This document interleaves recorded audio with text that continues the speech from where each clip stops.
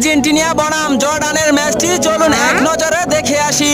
খেলার শুরুতেই মাঠে ছিলেন না লিওনেল মেসি, কিন্তু ম্যাচের 19 মিনিটের সময় ডি বক্সের বাহির থেকে জোভানি লো সেলসোর দুর্দান্ত ফ্রি কিক থেকে 1-0 গোলে এগিয়ে যায় আর্জেন্টিনা। তারপর চলতে থাকে একের পর এক আক্রমণ। খেলার 38 মিনিটের মাথায় মারাত্মক ফাউল থেকে প্লান্টি পায় আর্জেন্টিনা।